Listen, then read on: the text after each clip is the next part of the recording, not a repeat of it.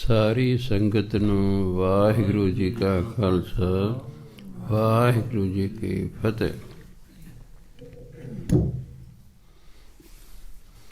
ਸ਼੍ਰੀ ਗੁਰੂ ਗ੍ਰੰਥ ਸਾਹਿਬ ਦੇ ਅੰਗ ਨੰਬਰ 3 ਤੇ ਅੱਧ ਛੱਡ ਕੇ ਹੈ 15 ਨੰਬਰ ਲਿਖਿਆ। 15 ਪੌੜੀਆਂ ਤੱਕ ਦੀ ਕਥਾ ਕੱਲ੍ਹ ਹੋ ਗਈ ਸੀ। ਅੱਜ 16ਵੀਂ ਪੌੜੀ ਦੀ ਜਪਜੀ ਸਾਹਿਬ ਦੀ ਕਥਾ ਸ਼ੁਰੂ ਹੋਣੀ ਹੈ।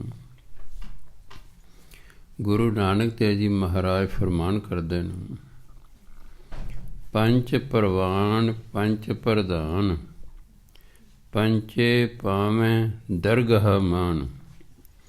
ਖਿਆਲ ਰੱਖਣਾ, ਇਸ ਨੂੰ ਦਰਗਾਹ ਨਹੀਂ ਪੜ੍ਹਨਾ ਜਿਵੇਂ ਕਿ ਆਮ ਪਾਠੀ ਪੜ੍ਹਦੇ ਹਨ। ਜੇ ਹਿੰਦੀ ਜਾਂ ਪੰਜਾਬੀ ਦਾ ਸ਼ਬਦ ਹੁੰਦਾ ਫਿਰ ਦਰਗਾਹ ਠੀਕ ਸੀ। ਇਹ ਫਾਰਸੀ ਦਾ ਸ਼ਬਦ ਹੈ ਅਤੇ ਫਾਰਸੀ 'ਚ ਇਹਦਾ ਉਚਾਰਨ ਹੈ ਦਰਗਾਹ। ਹਾਹੇ ਨੂੰ ਸਿਆਰੀ ਇਸ ਲਈ ਲੱਗੀ ਹੈ ਵੀ ਦਰਗਾਹ ਵਿੱਚ, ਇਹਨੂੰ ਦਰਗਾਹ ਨਹੀਂ ਪੜ੍ਹਨਾ, ਖਿਆਲ ਰੱਖਣਾ। ਦਰਗਾਹ ਪੰਚੇ ਪਾਵੇਂ ਦਰਗਾਹ ਮਾਨ, ਪੰਚੇ ਸੋਹੈਂ ਦਰ ਰਾਜਾਨ। ਪੰਚਾਂ ਕਾ ਗੁਰ ਏਕ ਧਿਆਨ, ਜੇ ਕੋ ਕਹੈ ਕਰੈ ਵਿਚਾਰ। ਕਰਤੇ ਕੈ ਕਰਨੈ ਨਾਹੀ ਸ਼ੁਮਾਰ। ਇਹ ਸ਼ੁਮਾਰ ਫਾਰਸੀ ਦਾ ਸ਼ਬਦ ਹੈ। ਸੱਸੇ ਦੇ ਪੈਰ 'ਚ ਬਿੰਦੀ ਲਾ ਕੇ ਬੋਲਣਾ। ਆਪਾਂ ਗਿਣਤੀ ਕਹਿੰਦੇ ਹਾਂ ਪੰਜਾਬੀ 'ਚ, ਫਾਰਸੀ ਸ਼ੁਮਾਰ ਕਹਿੰਦੇ ਨੇ।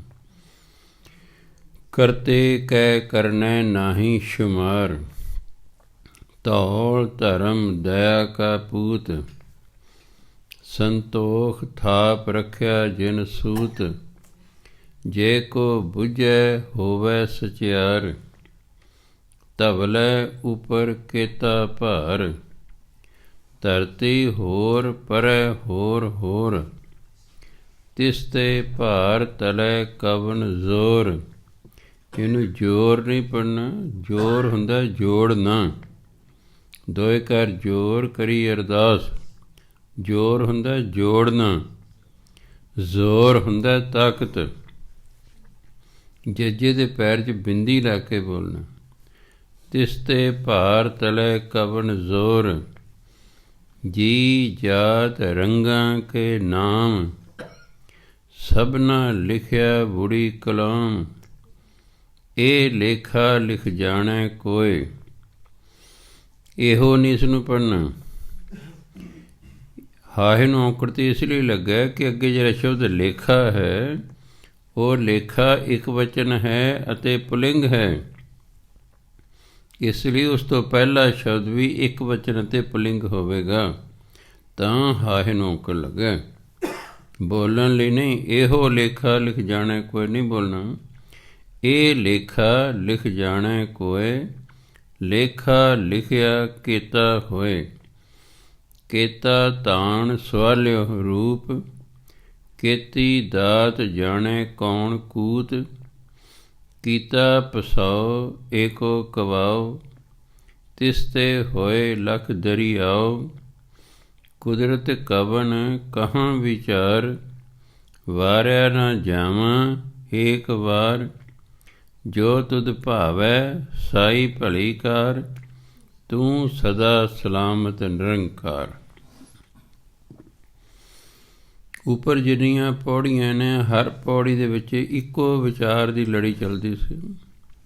ਇਸ ਪੌੜੀ 'ਚ ਕਈ ਵਿਚਾਰ ਨੇ। ਪਹਿਲਾ ਵਿਚਾਰ ਹੈ ਪੰਚ ਪ੍ਰਵਾਨ ਪੰਚ ਪ੍ਰਧਾਨ।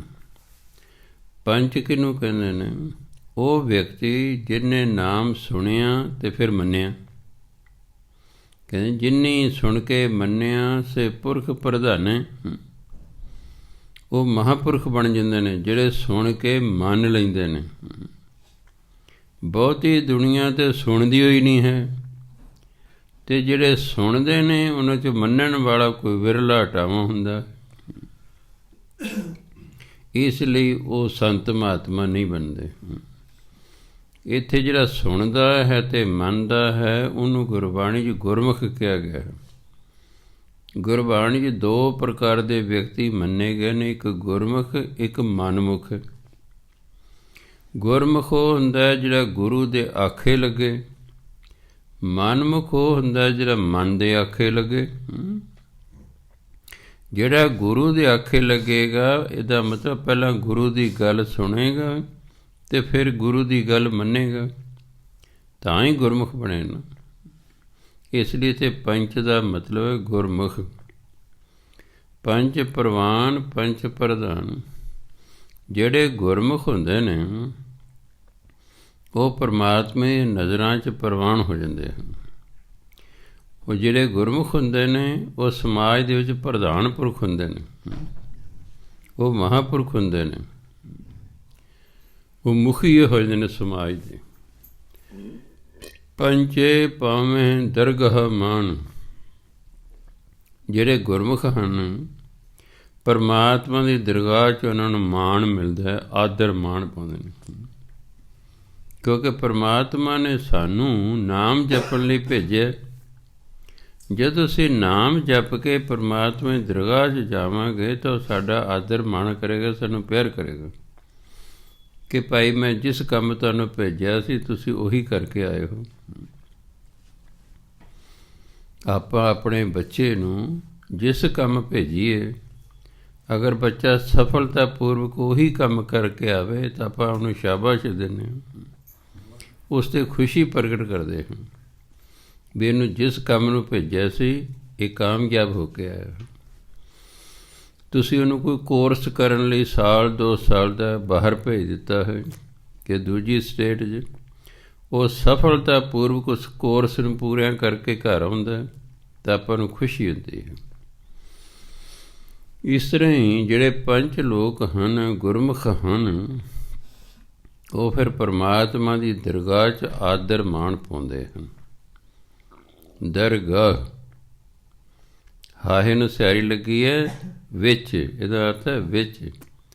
ਦਰਗਾਹ, ਦਰਗਾਹ ਵਿੱਚ, ਪਰਮਾਤਮਾ ਦੀ ਦਰਗਾਹ ਵਿੱਚ ਉਹਨਾਂ ਨੂੰ ਆਦਰ ਮਾਣ ਮਿਲਦਾ ਹੈ। ਦਰਗਾਹ ਦਾ ਦੂਜਾ ਅਰਥ ਹੈ ਦਰਬਾਰ, ਪਰਮਾਤਮਾ ਦਾ ਦਰਬਾਰ। ਪੰਚੇ ਸੋਹੇ ਦਾ ਰਾਜਾਨ। ਰਾਜਾਨ ਹੁੰਦਾ ਰਾਜਿਆਂ ਦਾ ਰਾਜਾ, ਅਤੇ ਰਾਜਿਆਂ ਦਾ ਰਾਜਾ ਪਰਮਾਤਮਾ ਹੀ ਹੁੰਦਾ। ਇਸ ਲਈ ਜਿਹੜੇ ਪੰਚ ਹਨ, ਜਿਹੜੇ ਗੁਰਮੁਖ ਹਨ, ਉਹ ਪਰਮਾਤਮਾ ਦੇ ਦਰ 'ਤੇ ਸੋਹਣੇ ਲੱਗਦੇ ਹਨ। ਹੁਣ ਸੋਹਣਾ ਕਿਹਨੂੰ ਕਹਿੰਦੇ ਨੇ? ਆਮ ਲੋਕਾਂ ਨੂੰ ਪੁੱਛੋ ਵੀ ਸੋਹਣਾ ਕਿਹਨੂੰ ਕਹਿੰਦੇ ਨੇ? ਉਹ ਕਿ ਜਿਹਦਾ ਰੰਗ ਰੂਪ ਸੋਹਣਾ ਹੋਵੇ। ਇੰਗਲਿਸ਼ ਵਾਲਿਆਂ ਨੂੰ ਪੁੱਛੋ ਸੋਹਣਾ ਕੌਣ ਹੁੰਦਾ? ਉਹ ਕਹਿੰਦੇ handsome is he who handsome does. ਸੋਹਣਾ ਉਹ ਹੈ ਜਿਹੜਾ ਸੋਹਣੇ ਕੰਮ ਕਰਦਾ ਹੈ। ਠੀਕ ਹੈ, ਸੁੰਦਰਤਾ ਚੰਗੀ ਲੱਗਦੀ ਹੈ, 'ਚ ਕੋਈ ਸ਼ੱਕ ਨਹੀਂ, ਪਰ ਇੰਗਲਿਸ਼ ਵਾਲੇ ਕਹਿੰਦੇ beauty is a 9 days wonder. ਸੁੰਦਰਤਾ ਸਿਰਫ 9 ਦਿਨਾਂ ਲਈ ਹੁੰਦੀ ਹੈ। ਤਾਂ ਹੀ ਕਹਿੰਦੇ ਕੰਮ ਪਿਆਰਾ ਕਿ ਚੰਮ। ਚੰਮ ਥੋੜ੍ਹੀ ਦੇਰ ਲਈ ਹੀ ਪਿਆਰਾ ਲੱਗਦਾ ਹੈ, ਅਖੀਰ ਨੂੰ ਤਾਂ ਕੰਮ ਹੀ ਪਿਆਰਾ ਲੱਗਦਾ ਹੈ। ਇਸ ਲਈ ਗੁਰੂ ਮਹਾਰਾਜ ਕਹਿੰਦੇ ਕਿ ਜਿਹੜੇ ਪੰਚ ਹੁੰਦੇ ਹਨ, ਜਿਹੜੇ ਗੁਰਮੁਖ ਹੁੰਦੇ ਹਨ, ਉਹ ਪਰਮਾਤਮਾ ਦੇ ਦਰ 'ਤੇ ਸੋਹਣੇ ਲੱਗਦੇ ਹਨ। ਕਿਉਂ? ਉਹ ਸੰਸਾਰ 'ਚ ਰਹਿ ਕੇ ਉਹਨਾਂ ਨੇ ਸ਼ੁਭ ਕਰਮ ਕੀਤੇ, ਨਾਮ ਜਪਿਆ, ਸਮਾਜ ਦੇ ਭਲੇ ਲਈ ਉਹਨਾਂ ਨੇ ਕੰਮ ਕੀਤੇ। ਕਿਉਂਕਿ ਜਿਹੜਾ ਪਰਮਾਤਮਾ ਦਾ ਭਗਤ ਹੁੰਦਾ ਹੈ ਉਹ ਦਿਆਲੂ ਹੁੰਦਾ ਹੈ। ਜਿਹੜਾ ਦਿਆਲੂ ਹੁੰਦਾ ਹੈ ਉਹ ਹਮੇਸ਼ਾ ਲੋਕਾਂ ਦਾ ਭਲਾ ਕਰਦਾ ਹੈ। ਇਸ ਲਈ ਜਿਹੜੇ ਗੁਰਮੁਖ ਹੁੰਦੇ ਨੇ ਇਹ ਪਰਮਾਤਮਾ ਦੇ ਦਰ 'ਤੇ ਸੋਹਣੇ ਲੱਗਦੇ ਹਨ। ਪੰਚਾਂ ਕਾ ਗੁਰ ਏਕ ਧਿਆਨ। ਜਿਹੜੇ ਗੁਰਮੁਖ ਨੇ ਇਹਨਾਂ ਦਾ ਧਿਆਨ, ਇੱਥੇ ਗੁਰ ਦਾ ਮਤਲਬ ਪਰਮਾਤਮਾ, ਕਿਉਂਕਿ ਅੱਗੇ ਏਕ ਹੈ, ਇੱਕੋ ਹੀ।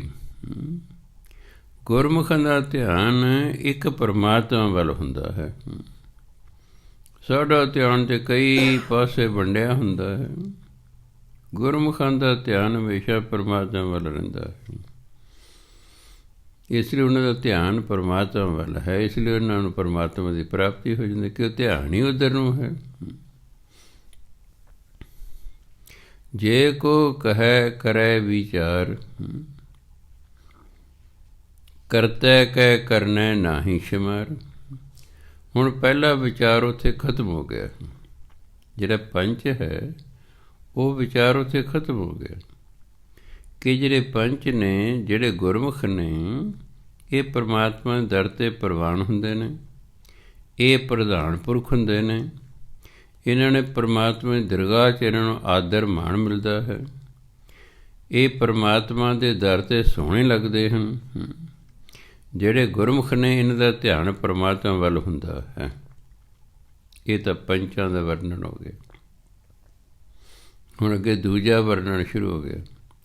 ਜੇ ਕੋ ਕਹੈ ਕਰੈ ਵਿਚਾਰ, ਕਰਤੈ ਕੈ ਕਰਨੈ ਨਾਹੀ ਸ਼ਮਾਰ। ਕਰਨੈ ਹੁੰਦਾ ਕੰਮ, ਕਰਤੇ ਕੈ ਪਰਮਾਤਮਾ ਦੇ ਕੰਮਾਂ ਦਾ ਨਾਹੀ ਸ਼ਮਾਰ। ਸ਼ਮਾਰ ਦੀ ਗਿਣਤੀ। ਸ਼ੁਮਾਰ ਫਾਰਸੀ ਦਾ ਸ਼ਬਦ ਹੈ। ਜਿਵੇਂ ਆਪਾਂ ਕਹਿੰਦੇ ਬੇਸ਼ੁਮਾਰ ਲੋਕ ਸਨ ਉੱਥੇ। ਬੇ ਹੁੰਦਾ ਬਿਨਾਂ, ਸ਼ੁਮਾਰ ਮਨੇ ਗਿਣਤੀ। ਜਿਨ੍ਹਾਂ ਦੀ ਗਿਣਤੀ ਹੀ ਨਾ ਕੀਤੀ ਜਾਵੇ, ਕਹਿੰਦੇ ਬੇਸ਼ੁਮਾਰ ਲੋਕ ਸਨ ਉੱਥੇ।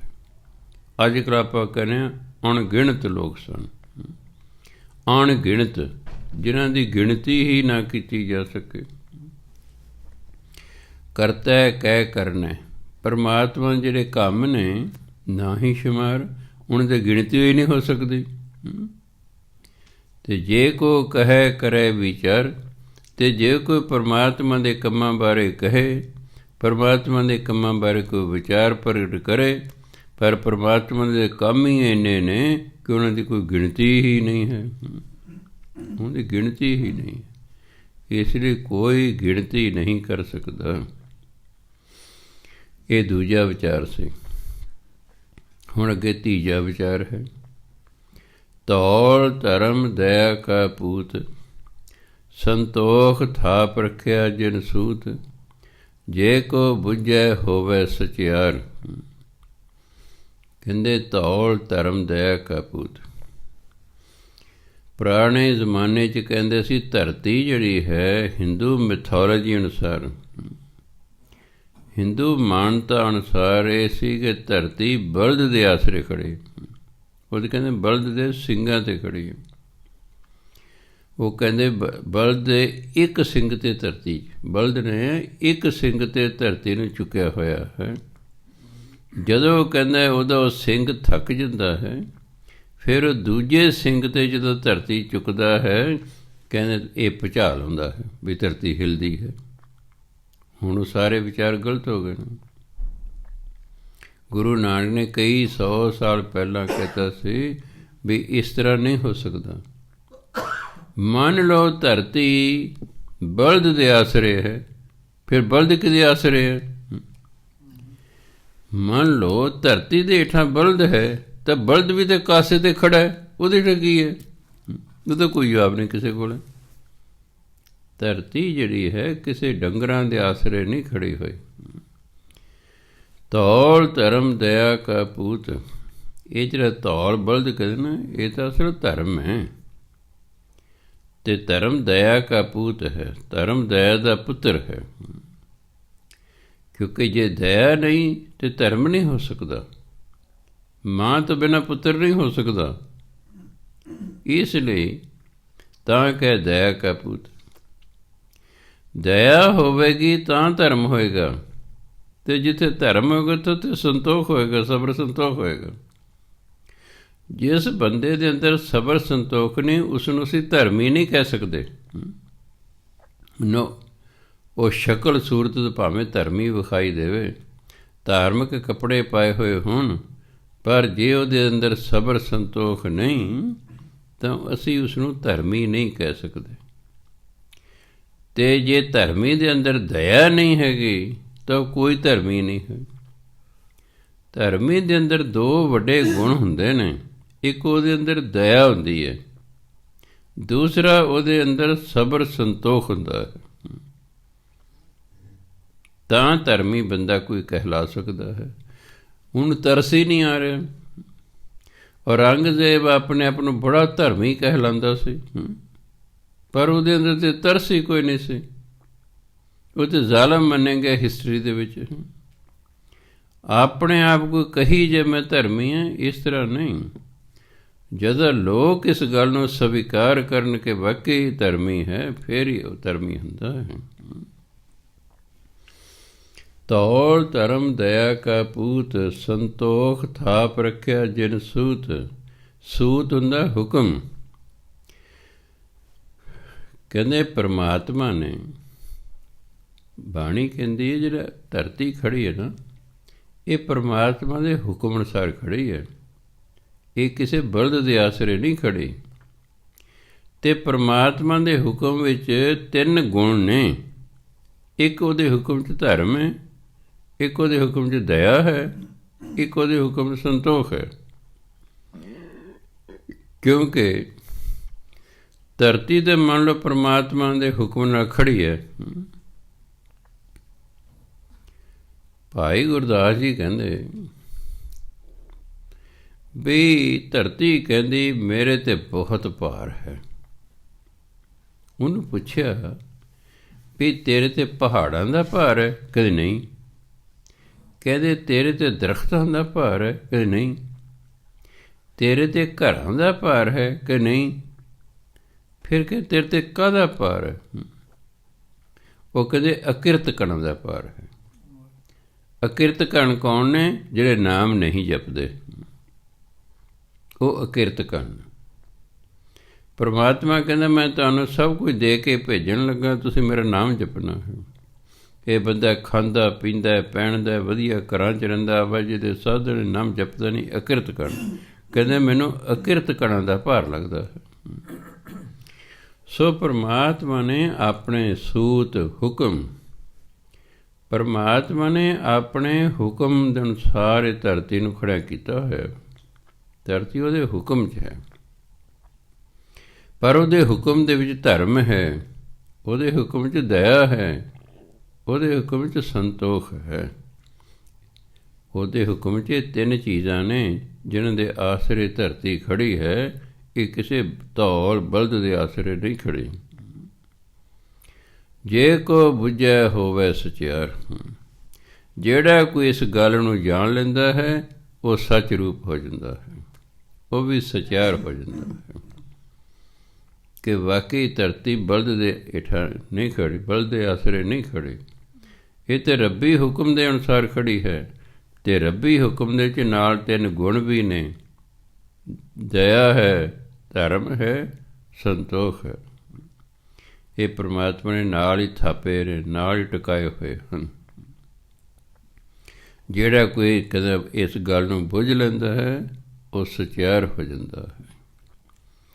ਫਿਰ ਅੱਗੇ ਕਹਿੰਦੇ ਤਬਲਾ ਉੱਪਰ ਕੇਤਾ ਭਾਰ। ਧਰਤੀ ਦੇ ਉੱਪਰ ਤਾਂ ਫਿਰ ਉਹ ਬਲਦ ਦੇ ਉੱਤੇ ਤਾਂ ਬਹੁਤ ਭਾਰ ਹੈ, ਕਿਉਂਕਿ ਧਰਤੀ ਹੋਰ ਪਰ ਹੈ, ਹੋਰ ਧਰਤੀ ਤਾਂ ਪਤਾ ਨਹੀਂ ਕਿੰਨੀਆਂ ਕੁ ਧਰਤੀਆਂ ਨੇ। ਧਰਤੀ ਤਾਂ ਮੁੱਕਣ 'ਚ ਨਹੀਂ ਆਉਂਦੀ। ਹੋਰ ਹੈ, ਅੱਗੇ ਹੋਰ ਹੈ, ਅੱਗੇ ਹੋਰ ਹੈ। ਤਿਸ ਤੇ ਭਾਰ ਤਲੇ ਕਵਣ ਜ਼ੋਰ। ਇਸ ਧਰਤੀ ਦੇ ਭਾਰ ਥੱਲੇ ਕਿਹੜੀ ਤਾਕਤ ਹੋ ਸਕਦੀ ਹੈ? ਭਾਵ ਕੋਈ ਬਲਦ ਇਸ ਧਰਤੀ ਨਹੀਂ ਚੱਕ ਸਕਦਾ। ਇਹ ਤਾਂ ਪਰਮਾਤਮਾ ਦਾ ਹੀ ਜ਼ੋਰ ਹੁੰਦਾ ਹੈ, ਉਹਦਾ ਹੀ ਹੁਕਮ ਹੁੰਦਾ ਹੈ, ਉਹਦੇ ਆਸਰੇ ਇਹ ਚੀਜ਼ਾਂ ਖੜੀਆਂ ਹਨ। ਅੱਗੇ ਕਹਿੰਦੇ ਅਗਲਾ ਵਿਚਾਰ ਹੈ ਹੁਣ, ਜੀ ਜਾਤ ਰੰਗਾਂ ਕੇ ਨਾਮ। ਜਾਤ ਦੀ ਕਿਸਮ, ਕਈ ਕਿਸਮਾਂ ਦੇ ਜੀਵ ਨੇ, ਕਈ ਰੰਗਾਂ ਦੇ ਜੀਵ ਨੇ, ਕਈ ਨਾਮਾਂ ਵਾਲੇ ਜੀਵ ਨੇ। ਕਿਉਂਕਿ ਜੀਵਾਂ ਦੇ ਨਾਮ ਵੀ ਰੱਖੇ ਹੋਏ ਨੇ, ਜੀਵਾਂ ਦੇ ਰੰਗ ਵੀ ਰੂਪ ਵੀ ਨੇ, ਜੀਵਾਂ ਦੀ ਕਿਸਮਾਂ ਵੀ ਨੇ। ਕਈ ਕਿਸਮਾਂ ਦੇ, ਕਈ ਰੰਗਾਂ ਦੇ, ਕਈ ਨਾਮਾਂ ਦੇ ਜੀਵ ਹਨ। ਸਭਨਾ ਲਿਖਿਆ ਵੂੜੀ ਕਲਾਮ। ਵੂੜੀ ਹੁੰਦਾ ਲਗਾਤਾਰ ਚੱਲਣ ਵਾਲੀ, ਕਲਾਮ ਹੁੰਦਾ ਕਲਮ, ਜਿਹਨੂੰ ਅੱਜ ਕੱਲ੍ਹ ਪੈਨ ਕਹਿੰਦੇ ਨੇ। ਪਹਿਲਾਂ ਕਲਮਾਂ ਹੁੰਦੀਆਂ ਸੀ। ਅੱਜ ਜਿਹੜੇ ਪੁਰਾਣੇ ਬੰਦੇ ਬੈਠੇ ਪਤਾ ਨਹੀਂ, ਕਾਨੇ ਹੁੰਦੇ ਸਨ, ਕਾਨਿਆਂ ਨੂੰ ਘੜ ਕੇ ਕਲਮ ਬਣਾਈ ਜਾਂਦੀ ਸੀ ਅਤੇ ਕਾਲੀ ਸਿਆਹੀ ਦੇ ਨਾਲ ਲਿਖਿਆ ਜਾਇਆ ਕਰਦਾ ਸੀ। ਕਲਾਮ ਮੈਨੇ ਕਲਮ। ਅਤੇ ਸਾਰਿਆਂ ਦੀ ਕਿਸਮਤ ਜਿਹੜੀ ਹੈ ਉਹ ਕਹਿੰਦੇ ਲਗਾਤਾਰ ਚੱਲਦੀ ਹੋਈ ਕਲਮ ਨਾਲ ਲਿਖੀ ਹੋਈ ਹੈ। ਸਾਰਿਆਂ ਦੇ ਕਰਮ ਪਰਮਾਤਮਾ ਨੇ ਆਪਣੀ ਕਲਮ ਨਾਲ ਲਿਖੇ ਹਨ। ਇਹ ਲੇਖਾ ਲਿਖ ਜਾਣੇ ਕੋਈ, ਲੇਖਾ ਲਿਖਿਆ ਕੀਤਾ ਹੋਵੇ। ਜੇ ਕਰਮਾਂ ਦਾ ਲੇਖਾ ਕੋਈ ਕਰਨਾ ਜਾਣਦਾ ਹੋਵੇ, ਕੋਈ ਲਿਖਣਾ ਜਾਣਦਾ ਹੋਵੇ, ਤਾਂ ਇਹ ਲੇਖਾ ਕਿੰਨਾ ਹੀ ਹੋ ਜਾਊਗਾ। ਲੇਖਾ ਲਿਖਿਆ ਕੀਤਾ, ਕੀਤਾ ਮੇਰੇ ਕਿੰਨੇ, ਤਾਂ ਇਹ ਕਰਮਾਂ ਦਾ ਲੇਖਾ ਲਿਖਿਆ ਕਿੱਡਾ ਹੀ ਹੋ ਜਾਏਗਾ। ਜੇ ਕੋਈ ਲੇਖਾ ਲਿਖਣ ਜਾਣਦਾ ਹੋਵੇ ਤਾਂ ਲੇਖਾ ਤਾਂ ਬਹੁਤ ਹੋ ਜਾਏਗਾ, ਕਿਉਂਕਿ ਪਹਿਲਾਂ ਤਾਂ ਜੀਵ ਵੀ ਬੇਅੰਤ ਨੇ। 84 ਲੱਖ ਜੂਨੀਆਂ ਦੇ ਜੀਵ ਨੇ, ਪਤਾ ਹੀ ਨਹੀਂ ਕਿੰਨੇ ਕਿੰਨੇ। ਫਿਰ ਸਾਰਿਆਂ ਦੇ ਉੱਤੇ ਪਰਮਾਤਮਾ ਨੇ ਆਪਣੀ ਕਲਮ ਨਾਲ ਉਹਨਾਂ ਦੇ ਜਿਹੜਾ ਹੈ ਕਰਮ ਲਿਖੇ ਹੋਏ ਨੇ। ਅਤੇ ਜੇ ਕੋਈ ਇਹਨਾਂ ਕਰਮਾਂ ਦਾ ਲੇਖਾ ਲਿਖਣ ਲੱਗੇ ਵੀ ਤਾਂ ਲੇਖਾ ਕਿੱਡਾ ਹੋ ਜਾਏਗਾ ਲਿਖਣ ਨਾਲ। ਕੇਤਾ ਤਾਣ ਸਵਾਲਿਓ ਰੂਪ। ਤਾਣ ਮੈਨੇ ਤਾਕਤ, ਸਵਾਲਿਓ ਮੈਨੇ ਹੁੰਦਾ ਸੁੰਦਰ, ਰੂਪ ਮੈਨੇ ਸ਼ਕਲ। ਪਰਮਾਤਮਾ 'ਚ ਕਿੰਨੀ ਤਾਕਤ ਹੈ, ਉਹ ਕਿਤਨਾ ਸੁੰਦਰ ਹੈ, ਉਹ ਕਿੰਨੇ ਸੁੰਦਰ ਰੂਪ ਵਾਲਾ ਹੈ, ਉਹ ਕਿੰਨੀ ਤਾਕਤ ਵਾਲਾ ਹੈ। ਭਾਵ ਪਰਮਾਤਮਾ ਬਹੁਤ ਤਾਕਤ ਵਾਲਾ ਹੈ ਅਤੇ ਬਹੁਤ ਸੁੰਦਰ ਹੈ। ਤਾਂ ਕਹਿੰਦੇ ਸਤਿਅਮ ਸ਼ਿਵਮ ਸੁੰਦਰਮ। ਸਤ ਜੋ ਹੈ ਇਹ ਸੁੰਦਰ ਹੈ, ਸ਼ਿਵਮ ਇਹ ਗਿਆਨਵਾਨ ਹੈ। ਸਤ ਜੋ ਹੈ ਇਹ ਸੁੰਦਰ ਵੀ ਹੈ ਅਤੇ ਗਿਆਨਵਾਨ ਹੈ। ਇਸ ਲਈ ਜਦੋਂ ਆਪਾਂ ਪਰਮਾਤਮਾ ਦਾ ਨਾਮ ਜਪਦੇ ਹਾਂ, ਜਿਉਂ ਜਿਉਂ ਨਾਮ ਜਪੀ ਜਾਏਂਗੇ ਅਸੀਂ ਸੁੰਦਰ ਹੋਈ ਜਾਵਾਂਗੇ। ਇੱਕ ਮਹਾਂਪੁਰਖ ਲਿਖਦੇ ਨੇ ਵੀ ਸਾਡੇ ਨਾਲ ਇੱਕ ਬਹੁਤ ਕਾਲੇ ਰੰਗ ਦਾ ਮੁੰਡਾ ਪਾਠ ਸਿੱਖਦਾ ਸੀ। ਉਹਨੂੰ ਕਾਲਾ ਕਾਲੇ ਸਾਰੇ ਕਹਿੰਦੇ ਸੀ। ਉਹ ਕੋਈ ਸਾਲਾਂ ਬਾਅਦ ਜਿਉਂ ਲੱਗਾ ਭਗਤੀ ਕਰਨ, ਉਹ ਤਾਂ ਲਾਲ ਸੁਰਖ ਹੋ ਗਿਆ। ਅਤੇ ਅਸੀਂ ਹੈਰਾਨ ਵੀ ਅਸੀਂ ਇਹਨੂੰ ਕਾਲਾ ਕਾਲਾ ਕਹਿੰਦੇ, ਅਤੇ ਸਾਡੇ ਤੋਂ ਵੀ ਵੱਧ ਗੋਰਾ ਹੋ ਗਿਆ ਹੈ, ਕਿਉਂਕਿ ਪਰਮਾਤਮਾ ਸੁੰਦਰ ਹੈ। ਜੇ ਤੁਸੀਂ ਪਰਮਾਤਮਾ ਦਾ ਨਾਮ ਜਪੋਗੇ ਤੁਸੀਂ ਵੀ ਹੌਲੀ ਹੌਲੀ ਸੁੰਦਰ ਹੋਣ ਲੱਗ ਜਾਓਗੇ। ਤੁਸੀਂ ਵੀ ਸੁੰਦਰ ਹੋਣਗੇ। ਪਰਮਾਤਮਾ ਸਿਆਣਾ ਹੈ। ਜਦੋਂ ਕੋਈ ਉਹਦਾ ਨਾਮ ਜਪਦਾ ਉਹ ਵੀ ਸਿਆਣਾ ਹੋ ਜਾਂਦਾ ਹੈ। ਪ੍ਰਭ ਕੈ ਸਿਮਰਨ ਸਭ ਕੀ ਸੁਝੈ। ਹੁਣ ਤਾਂ ਸਭ ਕੁਛ ਦੀ ਸੋਝੀ ਹੋ ਜਾਂਦੀ ਹੈ। ਸਾਰੇ ਗੁਣ ਪਰਮਾਤਮਾ 'ਚ ਨੇ। ਇਸ ਲਈ ਜਿਉਂ ਜਿਉਂ ਅਸੀਂ ਵਾਹਿਗੁਰੂ ਵਾਹਿਗੁਰੂ ਵਾਹਿਗੁਰੂ ਕਰੀ ਜਾਂਦੇ ਹਾਂ, ਪਰਮਾਤਮਾ ਦੇ ਗੁਣ ਆਪਣੇ ਆਪ ਹੀ ਸਾਡੇ ਵਿੱਚ ਪੈਦਾ ਹੁੰਦੇ ਰਹਿੰਦੇ ਹਨ। ਜੈਸਾ ਸੇਵੈ ਤੈਸੋ ਹੋਵੇ। ਜਿਹੋ ਜਿਹੇ ਨੂੰ ਤੁਸੀਂ ਯਾਦ ਕਰਦੇ ਰਹੋਗੇ, ਸਮਾਂ ਪਾ ਕੇ ਤੁਸੀਂ ਉਹੋ ਜਿਹੇ ਹੋ ਜਾਵੋਗੇ। ਪਰਮਾਤਮਾ ਬੇਅੰਤ ਸ਼ਕਤੀਆਂ ਦਾ ਮਾਲਕ ਹੈ। ਜਦੋਂ ਕੋਈ ਮਨੁੱਖ ਦਾ ਨਾਮ ਜਪਦਾ ਰਹਿੰਦਾ ਹੈ, ਜਪਦਾ ਰਹਿੰਦਾ ਹੈ, ਜਪਦਾ ਰਹਿੰਦਾ ਹੈ, ਉਹ ਵੀ ਰਿੱਧੀਆਂ ਸਿੱਧੀਆਂ ਦਾ ਮਾਲਕ ਹੋ ਜਾਂਦਾ ਹੈ। ਉਹਦੇ ਵਿੱਚ ਵੀ ਰੱਬੀ ਸ਼ਕਤੀਆਂ ਆ ਜਾਂਦੀਆਂ। ਸੋ ਕਿੰਨਾ ਵਧੀਆ ਅਤੇ ਸੌਖਾ ਢੰਗ ਗੁਰੂਆਂ ਸੰਤਾਂ ਮਹਾਤਮਾ ਰਿਸ਼ੀਆਂ ਮੁਨੀਆਂ ਨੇ ਲੱਭਿਆ ਕਿ ਤੁਸੀਂ ਸਿਰਫ ਪਰਮਾਤਮਾ ਦਾ ਨਾਮ ਜਪੀ ਜਾਓ, ਜਪੀ ਜਾਓ। ਉੜਦੇ ਬੈਠਦੇ ਤੁਰਦੇ ਫਿਰਦੇ ਰੱਬ ਵਾਲੇ ਗੁਣ ਤੁਹਾਡੇ ਵਿੱਚ ਸਮਾਂ ਪਾ ਕੇ ਪੈਦਾ ਹੋ ਜਾਣਗੇ। ਤੁਸੀਂ ਗੁਣਵਾਨ ਹੋ ਜਾਓਗੇ, ਤੁਸੀਂ ਸਿਆਣੇ ਹੋ ਜਾਓਗੇ, ਤੁਸੀਂ ਕਈ ਸ਼ਕਤੀਆਂ ਦੇ ਮਾਲਕ ਹੋ ਜਾਓਗੇ। ਪਰਮਾਤਮਾ ਅਮੀਰ ਹੈ, ਤੁਸੀਂ ਵੀ ਅਮੀਰ ਹੋ ਜਾਓਗੇ, ਕਿਉਂਕਿ ਤੁਹਾਡੇ ਕੋਲ ਰਿੱਧੀਆਂ ਸਿੱਧੀਆਂ ਆ ਜਾਣਗੀਆਂ। ਪਰਮਾਤਮਾ ਕੇ ਬੇਅੰਤ ਸ਼ਕਤੀਆਂ ਨੇ, ਤੁਹਾਡੇ ਕੋਲ ਸਿੱਧੀਆਂ ਆ ਜਾਣਗੀਆਂ। ਨਾਮ ਜਪੀ ਜਾਣਾ ਉਹਦਾ। ਅਸੀਂ ਨਾਮ ਨਹੀਂ ਜਪਦੇ, ਇਸ ਲਈ ਧੱਕੇ ਧੋੜੇ ਜਿਹੇ ਖਾ ਰਹੇ ਹਾਂ, ਹੋਰ ਕੋਈ ਗੱਲ ਨਹੀਂ। ਸਾਡੇ ਜ਼ਿੰਦਗੀ ਧੱਕੇ ਧੋੜੇ ਖਾਣ ਦਾ ਆਹੀ ਕਾਰਨ, ਅਸੀਂ ਨਾਮ ਨਹੀਂ ਜਪਦੇ। ਸਾਨੂੰ ਇਹਨਾਂ ਗੱਲਾਂ 'ਤੇ ਵਿਸ਼ਵਾਸ ਹੀ ਨਹੀਂ, ਅਸੀਂ ਇਹ ਤਜਰਬਾ ਹੀ ਨਹੀਂ ਕਰਕੇ ਵੇਖਦੇ। ਜਿੰਨਾ ਚਿਰ ਪ੍ਰੈਕਟੀਕਲ ਨਹੀਂ ਕਰਦੇ ਉਨਾ ਚਿਰ ਗੁਰੂ ਦੀ ਗੱਲ 'ਤੇ ਵਿਸ਼ਵਾਸ ਨਹੀਂ ਆਇਆ ਕਰਦਾ। ਜਦ ਤੁਸੀਂ ਪ੍ਰੈਕਟੀਕਲ ਕਰੋਗੇ ਅਤੇ ਜੋ ਲਿਖਿਆ ਉਹੀ ਨਤੀਜਾ ਨਿਕਲੇਗਾ, ਫਿਰ ਤੁਹਾਨੂੰ ਵਿਸ਼ਵਾਸ ਹੋ ਜਾਏਗਾ। ਫਿਰ ਤੁਹਾਡਾ ਵਿਸ਼ਵਾਸ ਹੋ ਜਾਏਗਾ। ਮੰਨ ਲਓ ਮੈਂ ਕਹਿੰਦਾ ਬਾਣੀ 'ਚ ਬੜੀ ਤਾਕਤ ਹੁੰਦੀ ਹੈ, ਹੁਣ ਇੱਕ ਬੰਦਾ ਇਸ ਗੱਲ ਨੂੰ ਮੰਨਦਾ ਹੀ ਨਹੀਂ, ਪਰ ਜਦੋਂ ਚਲੀਹੇ ਕਰਦਾ ਅਤੇ ਫਿਰ ਪਰਿਵਰਤਨ ਵੇਖਦਾ ਕਿ ਜਿਸ ਕੰਮ ਲਈ ਮੈਂ ਚਲੀਹਾ ਕੀਤਾ ਉਸ 'ਤੇ ਮੈਨੂੰ ਕਾਮਯਾਬੀ ਮਿਲ ਗਈ ਹੈ, ਅਤੇ ਉਹ ਫਿਰ ਕਹਿੰਦਾ ਹਾਂ ਯਾਰ ਵਾਕਈ ਬਾਣੀ 'ਚ ਤਾਕਤ ਹੈ, ਮੈਂ ਤਾਂ ਇੰਨੇ ਸਾਲ ਐਵੇਂ ਹੀ ਨਹੀਂ ਪੜ੍ਹੀ। ਉਹਨੂੰ ਸਗੋਂ ਪਛਤਾਵਾ ਹੁੰਦਾ, ਕਿਉਂਕਿ ਜਿੰਨਾ ਚਿਰ ਅਸੀਂ ਪ੍ਰੈਕਟੀਕਲ ਨਹੀਂ ਕਰਦੇ ਸਾਨੂੰ ਗੱਲ 'ਤੇ ਵਿਸ਼ਵਾਸ ਨਹੀਂ ਆਇਆ ਕਰਦਾ। ਪ੍ਰੈਕਟੀਕਲ ਕਰ ਕਰਕੇ ਵਿਸ਼ਵਾਸ ਹੁੰਦਾ। ਵਾਹਿਗੁਰੂ ਵਾਹਿਗੁਰੂ ਵਾਹਿਗੁਰੂ ਵਾਹਿਗੁਰੂ ਕਰੀ ਜਾਓ, ਤੁਸੀਂ ਅਮੀਰ ਹੋਣਾ ਸ਼ੁਰੂ ਹੋ ਜਾਓਗੇ। ਤੁਸੀਂ ਅਮੀਰ ਹੋਣਾ ਸ਼ੁਰੂ ਹੋ ਜਾਓਗੇ, ਤੁਹਾਡੀ ਗਰੀਬੀ ਦੂਰ ਹੋ ਜਾਏਗੀ।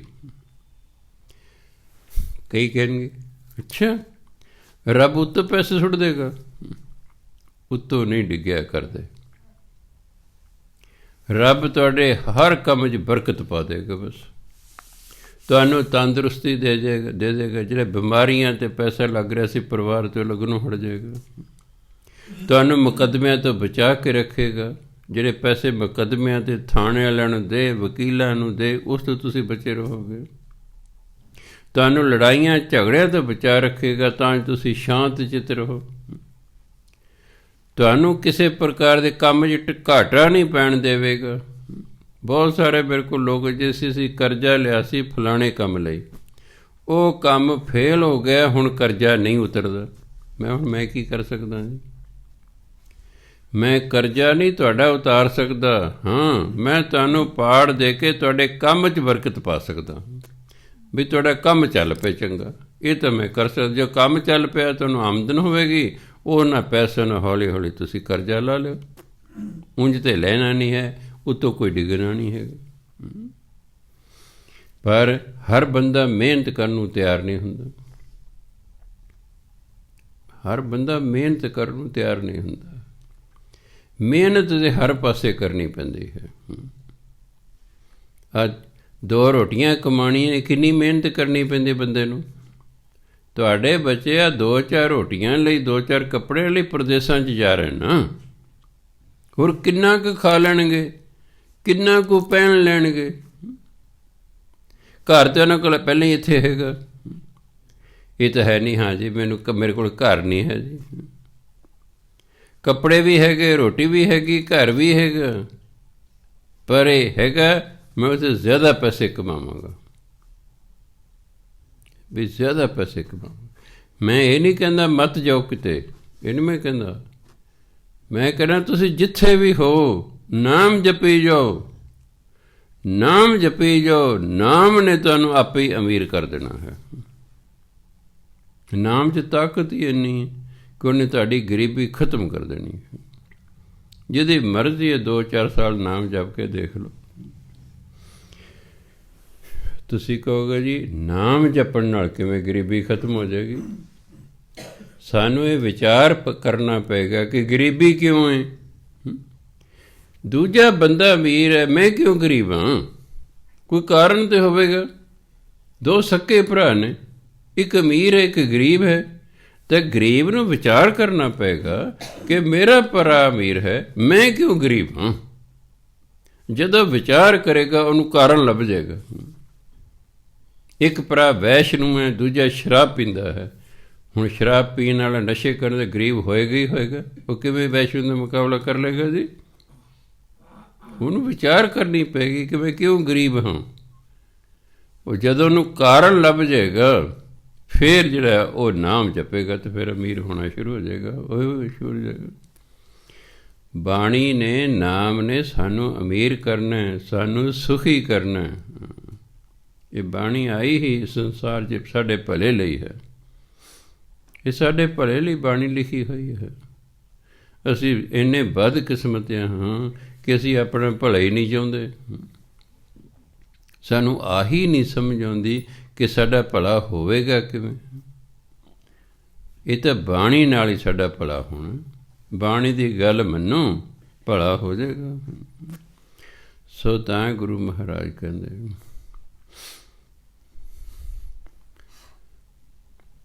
ਕਿਤਾ ਤਾਣ ਸਵਾਲਿਓ ਰੂਪ। ਪਰਮਾਤਮਾ ਦੀ ਕਿੰਨੀ ਤਾਕਤ ਹੈ, ਕਿਤਨਾ ਉਹਦਾ ਸੁੰਦਰ ਰੂਪ ਹੈ। ਕੀਤੀ ਦਾਤ ਜਾਣੇ ਕੌਣ ਕੂਤ। ਉਹਦੀ ਕਿੱਡੀ ਵੱਡੀ ਦਾਤ ਹੈ। ਕੂਤ ਹੁੰਦਾ ਅੰਦਾਜ਼ਾ, ਉਹਦਾ ਅੰਦਾਜ਼ਾ ਕੋਈ ਜਾਣ ਹੀ ਨਹੀਂ ਸਕਦਾ, ਕੋਈ ਅੰਦਾਜ਼ਾ ਹੀ ਨਹੀਂ ਲਾ ਸਕਦਾ ਕਿ ਉਹਦੀ ਦਾਤ ਕਿੱਡੀ ਵੱਡੀ ਹੈ, ਕਿਉਂਕਿ ਆਪ ਦਾਤਾ ਹੈ। ਉਹ ਆਪ ਵੱਡਾ ਹੈ ਅਤੇ ਉਹਦੀ ਦਾਤ ਵੀ ਤਾਂ ਫਿਰ ਵੱਡੀ ਹੋਵੇਗੀ ਨਾ। ਕਹਿੰਦੇ ਕੋਈ ਅੰਦਾਜ਼ਾ ਹੀ ਨਹੀਂ ਲਾ ਸਕਦਾ ਉਹਦੀ ਦਾਤਾਂ ਦਾ। ਕੀਤਾ ਪਸਾਓ ਏਕੋ ਕਵਾਓ। ਪਸਾਓ ਹੁੰਦਾ ਪਸਾਰਾ। ਇਹ ਸਾਰੀ ਸ੍ਰਿਸ਼ਟੀ ਬਣਾਈ ਜੇ ਪਸਾਰਾ ਹੈ। ਕਵਾਓ ਹੁੰਦਾ ਹੁਕਮ। ਪਰਮਾਤਮਾ ਨੇ ਇੱਕ ਹੁਕਮ ਨਾਲ ਹੀ ਸਾਰੀ ਸ੍ਰਿਸ਼ਟੀ ਬਣਾਤੀ। ਸੂਰਜ, ਚੰਨ, ਤਾਰੇ, ਪਹਾੜ, ਦਰਿਆ, ਸਮੁੰਦਰ ਸਭ ਕੁਝ ਬਣਾਤਾ ਇੱਕ ਹੁਕਮ ਨਾਲ ਹੀ। ਕੀਤਾ ਪਸਾਓ ਏਕੋ ਕਵਾਓ। ਕਵਾਓ ਬਨ ਹੁਕਮ। ਇੱਕ ਹੁਕਮ ਨਾਲ ਹੀ ਪਰਮਾਤਮਾ ਨੇ ਇਹ ਸਾਰਾ ਪਸਾਰਾ ਕਰ ਦਿੱਤਾ ਹੈ। ਤਿਸਤੇ ਹੋਏ ਲੱਖ ਦਰਿਆਓ। ਦਰਿਆਓ ਤੋਂ ਭਾਵ ਦਰਿਆ ਰੀਵਰ ਤੋਂ ਭਾਵ ਨਹੀਂ ਹੈ ਵੀ ਲੱਖਾਂ ਦਰਿਆ ਨੇ, ਨਹੀਂ, ਲੱਖਾਂ ਹੀ ਜੂਨੀਆਂ ਬਣਾਤੀਆਂ। ਉਸ ਦੇ ਹੁਕਮ ਨਾਲ ਹੀ ਲੱਖਾਂ ਜੂਨੀਆਂ ਬਣ ਗਈਆਂ। ਕੁਦਰਤ ਕਵਨ ਕਹਾਂ ਵਿਚਾਰ। ਕੁਦਰਤ ਹੁੰਦੀ ਸ਼ਕਤੀ। ਕੁਦਰਤ ਕਵਨ, ਮੇਰੀ ਕੀ ਸ਼ਕਤੀ ਹੈ, ਕਹਾਂ ਵਿਚਾਰ, ਕਿ ਮੈਂ ਪਰਮਾਤਮਾ ਦੇ ਕਿਸੇ ਗੱਲ 'ਤੇ ਵਿਚਾਰ ਕਰ ਸਕਾਂ। ਕਿਉਂਕਿ ਉਹ ਤਾਂ ਹਰ ਇੱਕ ਚੀਜ਼ ਬੇਅੰਤ ਹੈ। ਉਹ ਆਪ ਬੇਅੰਤ ਹੈ, ਇਸ ਲਈ ਉਹਦੀ ਹਰ ਇੱਕ ਚੀਜ਼ ਬੇਅੰਤ ਹੈ। ਉਹਦੀ ਚੀਜ਼ਾਂ ਦੀ ਕੋਈ ਗਿਣਤੀ ਨਹੀਂ ਹੋ ਸਕਦੀ, ਕੋਈ ਸ਼ੁਮਾਰ ਨਹੀਂ, ਗਿਣਤੀ ਨਹੀਂ ਹੋ ਸਕਦੀ। ਉਹ ਬੇਅੰਤ ਹੈ। ਇਸ ਲਈ ਮੇਰੀ ਕੀ ਸ਼ਕਤੀ ਹੈ ਕਿ ਮੈਂ ਉਹਦੇ ਬਾਰੇ ਕੋਈ ਵਿਚਾਰ ਰੱਖਾਂ। ਵਾਰਿਆ ਨਾ ਜਾਵਾਂ ਇੱਕ ਵਾਰ। ਮੈਂ ਤਾਂ ਉਸ 'ਤੇ ਇੱਕ ਵਾਰ ਬਲਿਹਾਰ ਵੀ ਨਹੀਂ ਜਾ ਸਕਦਾ। ਉਹ ਐਡਾ ਮਹਾਨ ਹੈ। ਜੋ ਤੁਧ ਭਾਵੈ ਸਾਈ ਭਲੀ ਕਰ। ਹੇ ਪਰਮਾਤਮਾ, ਜੋ ਤੈਨੂੰ ਭਾਉਂਦਾ ਹੈ ਮੇਰੇ ਲਈ ਤਾਂ ਉਹੀ ਭਲਾ ਕੰਮ ਹੈ। ਕਾਰ ਬਣੇ ਕੰਮ। ਹਜੇ ਕੀ ਕੰਮ ਕਾਰ ਕਰਦੇ ਹੋ? ਆਪਾਂ ਆਏਂਗੇ ਨਾ, ਕੀ ਕੰਮ ਕਰਦੇ ਹੋ, ਕੀ ਕੰਮ ਕਾਰ ਕਰਦੇ ਹੋ। ਦੋਨਾਂ ਦਾ ਅਰਥ ਇੱਕੋ ਹੀ ਹੈ। ਕੰਮ ਮੈਨੇ ਕੰਮ ਅਤੇ ਕਾਰ ਮੈਨੇ ਵੀ ਕੰਮ। ਕਈ ਵਾਰੀ ਆਪਾਂ ਡਬਲ ਸ਼ਬਦ ਵਰਤਦੇ ਹਾਂ, ਇੱਕੋ ਹੀ ਅਰਥ ਹੁੰਦਾ ਹੈ। ਉਹਦਾ ਅਰਥ ਇੱਕੋ ਹੀ ਹੁੰਦਾ, ਕੰਮ ਕਾਰ। ਕੰਮ ਵੇਲੇ ਵੀ ਕੰਮ ਅਤੇ ਕਾਰ ਮੈਨੇ ਵੀ ਕੰਮ।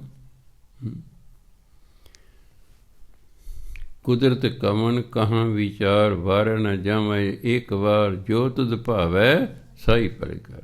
ਇਹ ਪਰਮਾਤਮਾ ਜੋ ਤੈਨੂੰ ਪਾਉਂਦਾ ਸਾਡੇ ਲਈ ਤਾਂ ਉਹੀ ਭਲਾ ਕਰਮ ਹੈ। ਕਿਉਂਕਿ ਪਰਮਾਤਮਾ ਜੋ ਕਰਦਾ ਠੀਕ ਕਰਦਾ।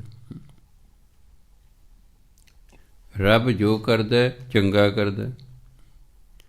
ਇਹ ਗੰਦਾ ਮੰਦਾ, ਚੰਗਾ ਮੰਦਾ ਬੰਦਾ ਕਰਦਾ।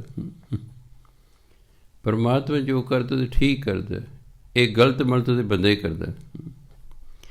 ਸੋ ਹੇ ਪਰਮਾਤਮਾ, ਜੋ ਤੈਨੂੰ ਭਾਉਂਦਾ ਹੈ ਉਹੀ ਭਲੀ ਕਾਰ ਹੈ, ਉਹੀ ਭਲਾ ਕੰਮ ਹੈ।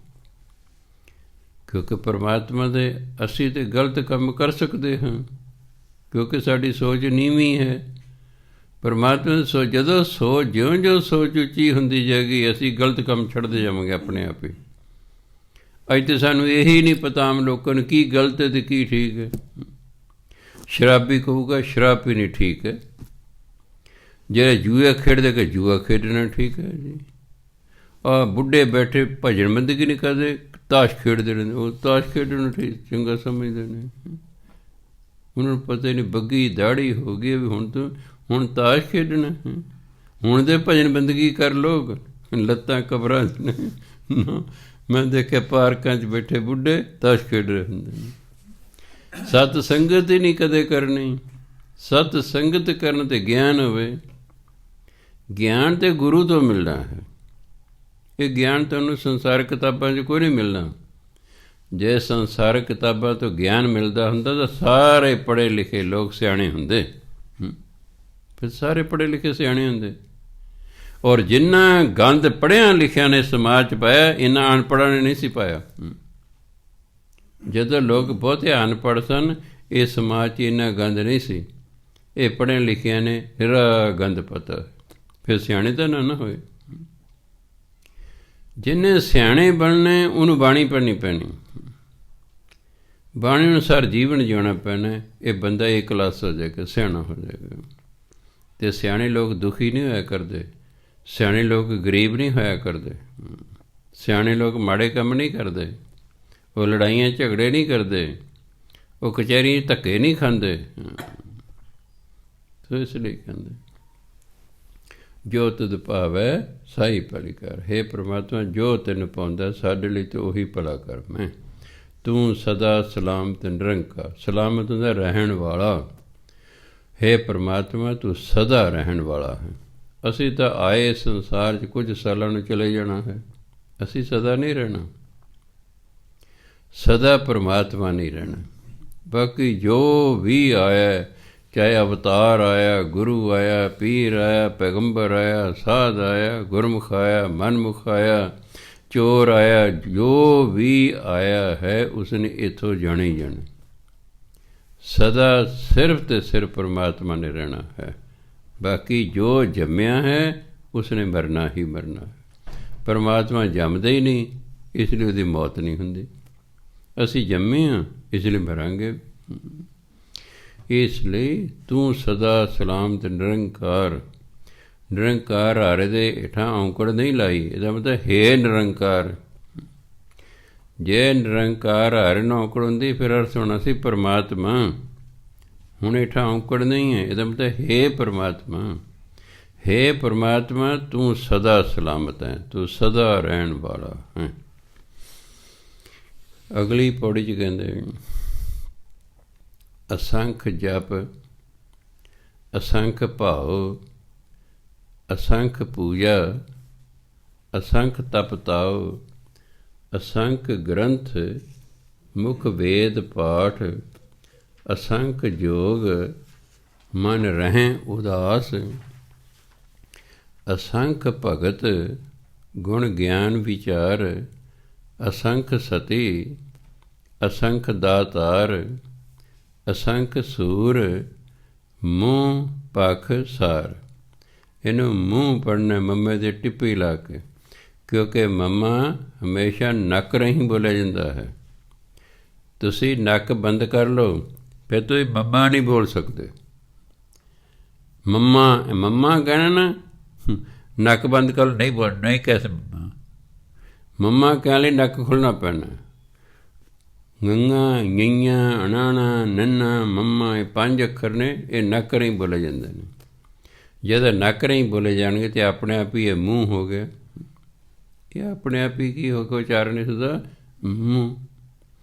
ਅਸੰਖ ਸੂਰ ਮੂੰਹ ਪਖ ਸਾਰ, ਅਸੰਖ ਮੂਨ ਲਿਵ ਲਾਏ ਤਾਰ, ਕੁਦਰਤ ਕਵਣ ਕਹਾਂ ਵਿਚਾਰ, ਵਾਰਿਆ ਨਾ ਜਾਵਾਂ ਏਕ ਵਾਰ, ਜੋ ਤੁਧ ਭਾਵੈ ਸਾਈ ਭਲੀ ਕਾਰ, ਤੂੰ ਸਦਾ ਸਲਾਮਤ ਨਿਰੰਕਾਰ।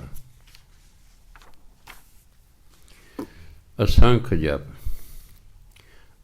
ਸੰਖ ਤੱਕ ਸੰਸਾਰ ਦੀ ਗਿਣਤੀ ਹੈ। ਏਕੇ ਨੂੰ ਜਦੋਂ 18 ਸਿਫਰਾਂ ਲੱਗ ਜਾਏ, ਇੱਥੇ ਜਾ ਕੇ ਗਿਣਤੀ ਸੰਸਾਰ ਦੀ ਖਤਮ ਹੋ ਜਾਂਦੀ ਹੈ। ਉਹਨੂੰ ਕਹਿੰਦੇ ਨੇ ਸੰਖ। ਜਿਵੇਂ 1, 10, 100, 1000, 10,000, ਲੱਖ, 10 ਲੱਖ, ਕਰੋੜ, 10 ਕਰੋੜ, ਅਰਬ, ਫਿਰ ਅੱਗੇ ਖਰਬ, ਫਿਰ ਨੀਲ, ਫਿਰ ਪਦਮ, ਕਿੰਨਾ, ਫਿਰ ਸੰਖ। ਏਕੇ ਨੂੰ ਜਦੋਂ 18 ਸਿਫਰਾਂ ਲੱਗਦੀਆਂ ਉਹਨੂੰ ਕਹਿੰਦੇ ਨੇ ਸੰਖ। ਅੰਗਰੇਜ਼ ਜਿਹੜੇ ਨੇ ਉਹ ਵੀ ਏਕੇ ਨੂੰ 18 ਸਿਫਰਾਂ ਤੱਕ ਹੀ ਚੱਲਦੇ ਨੇ। ਏਕੇ ਨੂੰ 6 ਸਿਫਰਾਂ ਲਾਤੀਆਂ, ਕਹਿੰਦੇ ਮਿਲੀਅਨ, 10 ਲੱਖ, ਉਹ ਕਹਿੰਦੇ ਮਿਲੀਅਨ। ਇੱਕ ਇਹਨੂੰ 12 ਸਿਫਰਾਂ ਲਾਤੀਆਂ ਕਹਿੰਦੇ ਨੇ ਬਿਲੀਅਨ, ਇੱਕ ਇਹਨੂੰ 18 ਸਿਫਰਾਂ ਲਾਤੀ ਕਹਿੰਦੇ ਟ੍ਰਿਲੀਅਨ। ਬਸ ਇੱਥੇ ਜਾ ਕੇ ਉਹਨਾਂ ਦੀ ਵੀ ਗਿਣਤੀ ਖਤਮ। ਉਸ ਤੋਂ ਬਾਅਦ ਹੈ ਅਸੰਖ, ਭਾਵ ਅਣਗਿਣਤ। ਸੰਖ ਤੱਕ ਗਿਣਤੀ ਹੈ, ਅਗਰ ਉਦੋਂ ਅੱਗੇ ਹੈ ਤਾਂ ਫਿਰ ਕਹਿੰਦੇ ਜੀ ਇਹ ਅਸੰਖ ਹੈ, ਅਣਗਿਣਤ ਹੈ। ਅਸੰਖ ਜਪ, ਅਣਗਿਣਤ ਲੋਕ ਨੇ ਜਿਹੜੇ ਜਪ ਕਰਦੇ ਨੇ। ਅਸੰਖ ਭਾਵ, ਅਣਗਿਣਤ ਲੋਕ ਜਿਹੜੇ ਰੱਬ ਨੂੰ ਪਿਆਰ ਕਰਦੇ ਨੇ। ਇੱਕ ਹੁੰਦਾ ਭਾਉ, ਇੱਕ ਹੁੰਦਾ ਭਾਉ। ਭੱਬਾ ਉੜੇ ਨੌਕੜ ਭਾਉ, ਉਹਦਾ ਡਰ। ਭੱਬੇ ਨੂੰ ਕੰਨਾ ਉੜੇ ਨੂੰ ਭਾਉ, ਉਹਨੂੰ ਕਹਿੰਦੇ ਪਿਆਰ। ਬੇਅੰਤ ਲੋਕ ਰੱਬ ਨੂੰ ਪਿਆਰ ਕਰਦੇ ਨੇ, ਬੇਅੰਤ ਲੋਕ ਜਪ ਕਰਦੇ ਨੇ। ਅਸੰਖ ਪੂਜਾ, ਬੇਅੰਤ ਲੋਕ ਨੇ ਜਿਹੜੇ ਪੂਜਾ ਕਰਦੇ ਨੇ। ਅਸੰਖ ਤਪ ਤਾਂ ਹੁੰਦਾ ਤਪੱਸਿਆ ਕਰਨਾ, ਆਪਣੇ ਆਪ ਨੂੰ ਧੁੱਪੇ ਬਿਠਾਉਣਾ, ਆਪਣੇ ਨੂੰ ਆਲੇ ਦੁਆਲੇ ਅੱਗ ਬਾਲ ਕੇ ਸੇਕ ਦੇ ਵਿੱਚ ਬੈਠਣਾ, ਇਹਨੂੰ ਤਪੱਸਿਆ ਕਹਿੰਦੇ ਨੇ, ਤਪ ਤਪ। ਅਨੇਕਾਂ ਹੀ ਲੋਕ ਨੇ ਜਿਹੜੇ ਤਪੱਸਿਆ ਕਰਦੇ ਨੇ। ਅਸੰਖ ਗ੍ਰੰਥ, ਅਨੇਕਾਂ ਹੀ ਗ੍ਰੰਥ ਨੇ। ਮੁੱਖ ਵੇਦ ਪਾਠ, ਅਤੇ ਅਨੇਕਾਂ ਹੀ ਪਾਠੀ ਨੇ ਜਿਹੜੇ ਮੂੰਹ ਨਾਲ ਵੇਦਾਂ ਦਾ ਪਾਠ ਕਰਦੇ ਨੇ, ਗ੍ਰੰਥਾਂ ਦਾ ਪਾਠ ਕਰਦੇ ਨੇ। ਗ੍ਰੰਥ ਵੀ ਅਣਗਿਣਤ ਨੇ ਅਤੇ ਪਾਠੀ ਵੀ ਅਣਗਿਣਤ ਨੇ, ਕਿਉਂਕਿ ਜੇ ਪਾਠੀ ਨਾ ਹੋਣ ਤਾਂ ਇਹਨਾਂ ਨੂੰ ਗ੍ਰੰਥਾਂ ਨੂੰ ਪੜ੍ਹੇਗਾ ਕੌਣ, ਅਤੇ ਲਿਖਣ ਦਾ ਕੀ ਫਾਇਦਾ। ਮੰਨ ਲਓ ਮੈਂ ਕੋਈ ਕਿਤਾਬ ਲਿਖਦਾ, ਅੱਗੇ ਪੜ੍ਹਨ ਵਾਲੇ ਕੋਈ ਨਹੀਂ, ਅਤੇ ਫਿਰ ਜੈਸੀ ਲਿਖੀ ਜੈਸੀ ਨਾ ਲਿਖੀ, ਜੈਸੀ ਫਿਰ ਲਿਖੀ ਜੈਸੀ ਨਾ ਲਿਖੀ। ਜੇ ਅਸੰਖ ਗ੍ਰੰਥ ਨੇ ਸੰਸਾਰ ਦੇ ਵਿੱਚ, ਤਾਂ ਅਸੰਖ ਪਾਠੀ ਵੀ ਨੇ ਜਿਹੜੇ ਵੇਦਾਂ ਦਾ ਮੁੱਖ ਨਾਲ ਪਾਠ ਕਰਦੇ ਨੇ। ਅਸੰਖ ਯੋਗ, ਅਣਗਿਣਤ ਯੋਗੀ ਨੇ। ਮਨ ਰਹੇ ਉਦਾਸ, ਜਿਹੜੇ ਮਨ ਕਰਕੇ ਜਿਹੜੇ ਸੰਸਾਰ ਤੋਂ ਉਪਰਾਮ ਰਹਿੰਦੇ ਨੇ, ਉਹ ਸੰਸਾਰ ਦੇ ਮੋਹ 'ਚ ਨਹੀਂ ਆਉਂਦੇ। ਆਪਾਂ ਤਾਂ ਮੋਹ ਵਿੱਚ ਹਾਂ, ਉਹਨਾਂ ਦਾ ਮੋਹ ਟੁੱਟ ਗਿਆ ਹੁੰਦਾ ਹੈ। ਜਿਹੜੇ ਰਾਜੇ ਮਹਾਰਾਜੇ ਨੇ ਜਦੋਂ ਸਾਧ ਬਣ ਜਾਂਦੇ ਨੇ, ਰਾਜ ਭਾਗ ਛੱਡ ਕੇ, ਤਾਂ ਇਹਨਾਂ ਦਾ ਮੋਹ ਟੁੱਟ ਗਿਆ ਹੈ। ਇਹ ਉਦਾਸ ਹੋ ਗਏ ਨੇ। ਇੱਕ ਉਦਾਸ ਹੁੰਦਾ ਜਿਹਨੂੰ ਇੰਗਲਿਸ਼ ਸੈਡ ਕਹਿੰਦੇ, SAD ਸੈਡ, ਵੀ ਅੱਜ ਮੈਂ ਉਦਾਸ ਹਾਂ ਜੀ। ਉਹ ਇੱਥੇ ਭਾਵ ਨਹੀਂ। ਇੱਥੇ ਉਦਾਸ ਦਾ ਮਤਲਬ ਹੈ ਮੋਹ ਤੋਂ ਰਹਿਤ ਹੋ ਜਾਣਾ। ਸੰਸਾਰ 'ਚ ਉਹਨਾਂ ਦਾ ਮੋਹ ਹੀ ਨਹੀਂ ਰਿਹਾ। ਇਹੋ ਜਿਹੇ ਜਿਹੜੇ ਯੋਗੀ ਨੇ ਅਸੰਖ ਹੀ ਨੇ, ਬੇਅੰਤ ਨੇ। ਅਸੰਖ ਭਗਤ ਗੁਣ ਗਿਆਨ ਵਿਚਾਰ, ਅਣਗਿਣਤ ਭਗਤ ਨੇ ਜਿਹੜੇ ਪਰਮਾਤਮਾ ਦੇ ਗੁਣਾਂ ਦਾ ਗਿਆਨ ਹਾਸਲ ਕਰਦੇ ਨੇ, ਪਰਮਾਤਮਾ ਦੇ ਗੁਣਾਂ ਦੀ ਵਿਚਾਰ ਕਰਦੇ ਨੇ। ਅਣਗਿਣਤ ਭਗਤ ਨੇ ਜਿਹੜੇ ਪਰਮਾਤਮਾ ਦੇ ਗੁਣਾਂ ਦਾ, ਪਰਮਾਤਮਾ ਦੇ ਗਿਆਨ ਦਾ ਵਿਚਾਰ ਕਰਦੇ ਨੇ। ਅਸੰਖ ਸਤੀ, ਸਤ ਦੇ ਅਨੁਸਾਰ ਜਿਹੜਾ ਬੰਦਾ ਚੱਲੇ ਉਹਨੂੰ ਕਹਿੰਦੇ ਸਤੀ। ਇੱਕ ਤਾਂ ਸਤੀ ਉਹ ਨੇ ਜਿਹੜੇ ਮੜੀਆਂ 'ਚ ਪਹਿਲਾਂ ਸੜ ਜਾ ਕਦਾਂ ਜਾ ਕੇ ਆਖਦੇ, ਉਹ ਨਹੀਂ। ਸਤੀ ਦਾ ਮਤਲਬ ਸਤਵਾਦੀ, ਸਤ ਦੇ ਅਨੁਸਾਰ ਚੱਲਣ ਵਾਲੇ। ਅਣਗਿਣਤ ਨੇ ਜਿਹੜੇ ਸਤੀ ਨੇ, ਅਣਗਿਣਤ ਨੇ ਜਿਹੜੇ ਦਾਤਾਰ ਨੇ, ਦਾਤੇ ਨੇ, ਦਾਨੀ ਹਨ। ਕਹਿੰਦੇ ਸਤੀਆਂ ਦੀ ਵੀ ਕੋਈ ਗਿਣਤੀ ਨਹੀਂ ਅਤੇ ਦਾਨੀਆਂ ਦੀ ਵੀ ਕੋਈ ਗਿਣਤੀ ਨਹੀਂ। ਅਸੰਖ ਨੇ, ਬੇਅੰਤ ਨੇ। ਬੇਅੰਤ ਲੋਕ ਸਤਵਾਦੀ ਨੇ, ਬੇਅੰਤ ਲੋਕ ਦਾਨ ਦੇਣ ਵਾਲੇ ਹਨ, ਦਾਤਾਰ ਹਨ, ਦਾਨੀ ਹਨ। ਅਸੰਖ ਸੂਰ, ਸੂਰ ਹਿੰਦੀ ਦਾ ਸ਼ਬਦ ਹੈ, ਸੂਰਮਾ, ਬਹਾਦਰ। ਅਸੰਖ ਸੂਰ, ਅਣਗਿਣਤ ਬਹਾਦਰ ਲੋਕ ਨੇ। ਮੂੰਹ ਭਖ ਸਾਰ, ਭਖ ਹੁੰਦਾ ਖਾਣਾ, ਸਾਰ ਹੁੰਦਾ ਲੋਹਾ। ਜਿਹੜਾ ਮੂੰਹ 'ਤੇ ਲੋਹਾ ਖਾਂਦੇ ਨੇ, ਭਾਵ ਜਿਹੜੇ ਮੂੰਹ 'ਤੇ ਦੁਸ਼ਮਣ ਦੇ ਹਥਿਆਰਾਂ ਦੇ ਵਾਰ ਸਹਿੰਦੇ ਨੇ। ਬੇਅੰਤ ਸੂਰਮੇ ਨੇ ਜਿਹੜੇ ਦੁਸ਼ਮਣ ਦੇ ਵਾਰ ਆਪਣੇ ਮੂੰਹ 'ਤੇ ਸਹਿੰਦੇ ਨੇ। ਅਸੰਖ ਮੌਨ, ਮੌਨ ਦਾ ਚੁੱਪ ਰਹਿਣਾ। ਇਹ ਜੀ ਮੋਨੀ ਬਾਬਾ ਹੈ। ਕਈਆਂ ਨੇ ਚੁੱਪ ਰਹਿਣ ਲਈ ਮੂੰਹ 'ਤੇ ਪੱਟੀ ਬੰਨ੍ਹੀ ਜਾਂਦੀ ਵੀ ਤਾਂ ਜੇ ਕੋਈ ਬੁਲਾਵੇ ਨਾ, ਪਤਾ ਲੱਗ ਜਾਏ ਲੋਕਾਂ ਨੂੰ। ਕਈ ਚੁੱਪ ਰਹਿੰਦੇ ਨੇ। ਇਹ ਜੀ ਮੌਨ ਵਰਤ ਰੱਖਿਆ ਹੋਇਆ। ਸਿੱਖ ਧਰਮ 'ਚ ਮੌਨ ਵਰਤ ਨਹੀਂ ਰੱਖਿਆ ਜਾਂਦਾ। ਸਿੱਖ ਨੂੰ ਤਾਂ ਹੁਕਮ ਹੈ ਤੂੰ ਘੱਟ ਬੋਲਣਾ,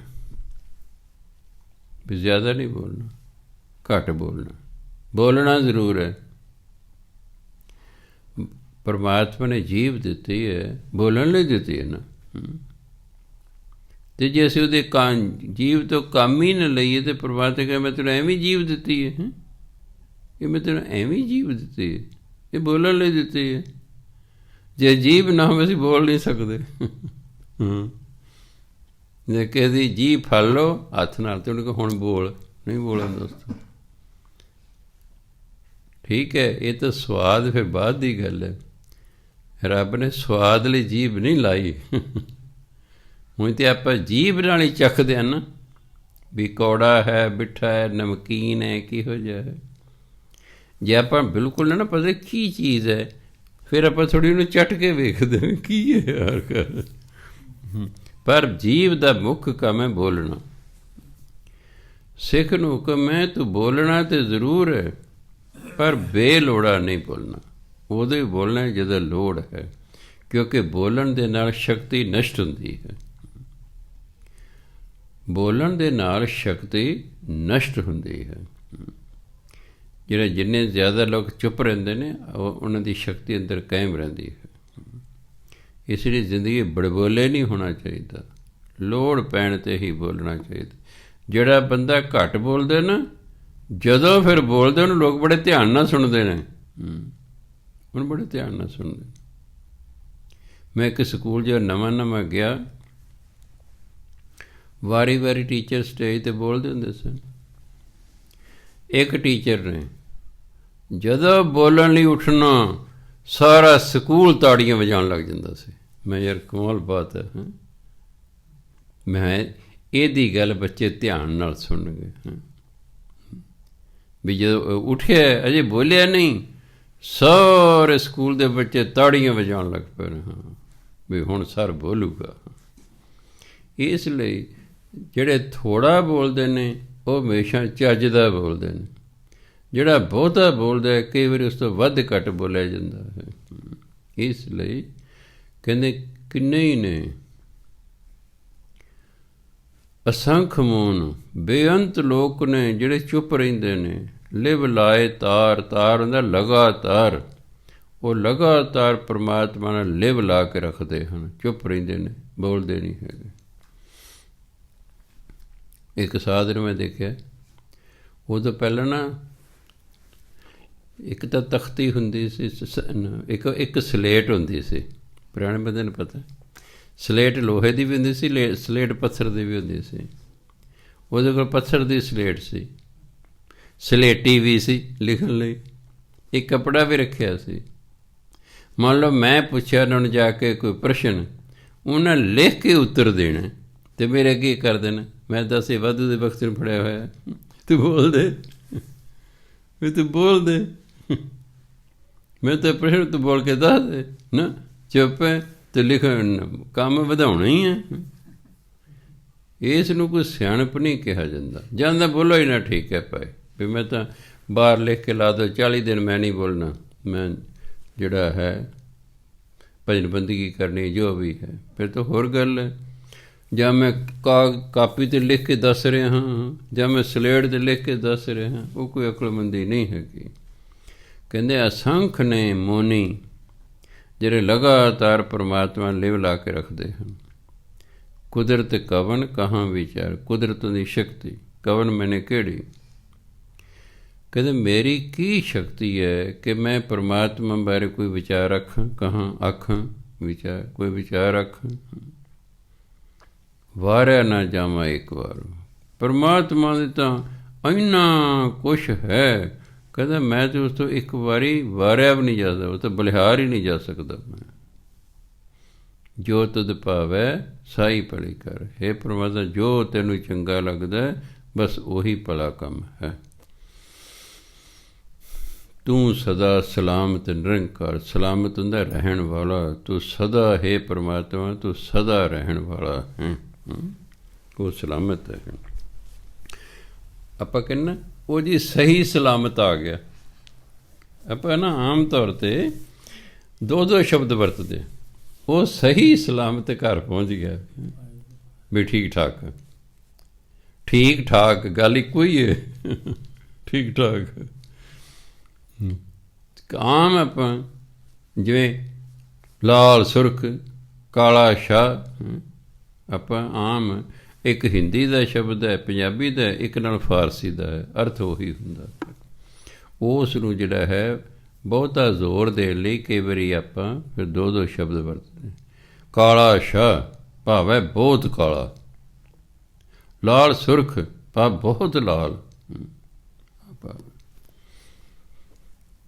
ਅੱਗੇ ਕਹਿੰਦੇ ਅਸੰਖ ਮੂਰਖ ਅੰਧ ਘੋਰ, ਅਸੰਖ ਚੋਰ ਹਰਾਮ ਖੋਰ, ਅਸੰਖ ਅਮਰ ਕਰ ਜਾਹੇ ਜ਼ੋਰ, ਅਸੰਖ ਗਲ ਵੱਢ ਹਤਿਆ ਕਮਾਹੇ, ਅਸੰਖ ਪਾਪੀ ਪਾਪ ਕਰ ਜਾਹੇ, ਅਸੰਖ ਕੂੜਿਆਰ ਕੂੜੇ ਫਿਰਾਹੇ, ਅਸੰਖ ਮਲੇਛ ਮਾਲ ਭਖ ਖਾਹੇ, ਅਸੰਖ ਨਿੰਦਕ ਸਿਰ ਕਰਹਿ ਭਾਰ, ਨਾਨਕ ਨੀਚ ਕਹਿ ਵਿਚਾਰ, ਵਾਰੈ ਨਾ ਜਾਵਾਂ ਏਕ ਵਾਰ, ਜੋ ਤੁਧ ਭਾਵੈ ਸਾਈ ਭਲੀ ਕਾਰ, ਤੂੰ ਸਦਾ ਸਲਾਮਤ ਨਿਰੰਕਾਰ।